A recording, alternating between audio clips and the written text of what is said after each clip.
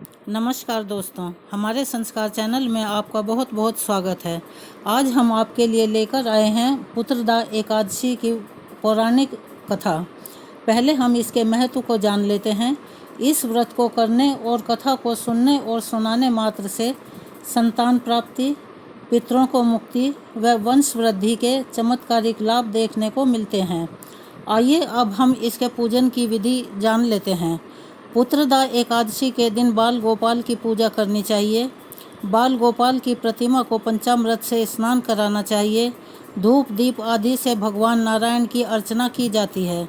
उसके बाद फल फूल, नारियल, पान सुपारी, लौंग, बेर, आंवला आदि व्यक्ति अपने सामर्थ्य के अनुसार भगवान नारायण को अर्पित करते हैं।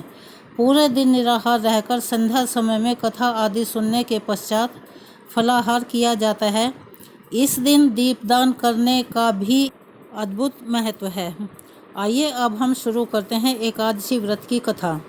प्राचीन काल में भद्रावतीपुरी नगर में राजा सुकेतुमान राज्य करते थे, परंतु कई वर्ष बीत जाने पर भी उन्हें संतान की प्राप्ति नहीं हुई। राजा और रानी दोनों इस बात को लेकर बहुत दुखी रहते थे। निसंतान होने के दुख से वह शोकाकुल रहने लगे।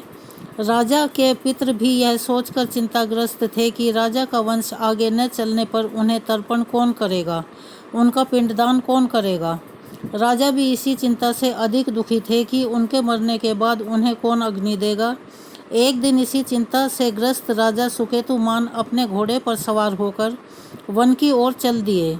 वन में चलते हुए वह अत्यंत घने वन में पहुंच गए। चलते चलते राजा को बहुत प्यास लगने लगी। वह पानी की तलाश में वन में और अंदर की ओर चले गए, जहां उन्हें एक सरोवर दिखाई दिया। राजा ने देखा कि सरोवर के पास ऋषियों के आश्रम भी बने हुए हैं और बहुत से मुनि वेद पाठ कर रहे हैं। राजा अपने घोड़े से उतरा, उसने सरोवर से पानी पिया। प्यास बुझाकर राजा ने सभी मुनियों को दंडवत प्रणाम किया। ऋषियों ने राजा को आशीर्वाद दिया और बोले कि राजन, हम आपसे प्रसन्न हैं। तब राजा ने ऋषियों से उनके एकत्रित होने का कारण पूछा। मुनि ने कहा कि वह विश्वदेव हैं और सरोवर के निकट स्नान के लिए आए हैं।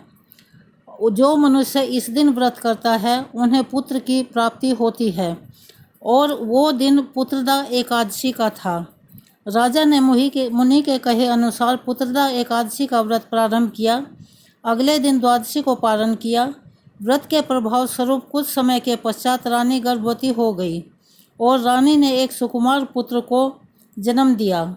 इस प्रकार जो व्यक्ति इस व्रत को रखते हैं उन्हें पुत्र रत्न की प्राप्ति होती है। संतान होने में यदि बाधाएं आती हैं तो इस व्रत को रखने से वह दूर हो जाती हैं।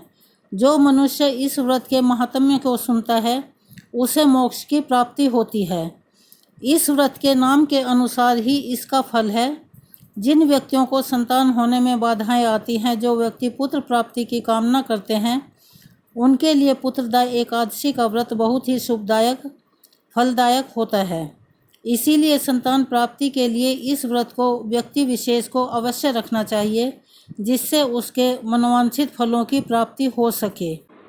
अगर आपको हमारी ये वीडियो पसंद आई हो तो प्लीज़ हमारे चैनल को सब्सक्राइब करें, ज़्यादा से ज़्यादा शेयर करें और हमें ऐसी ही कहानियाँ सुनने के लिए सहयोग दें।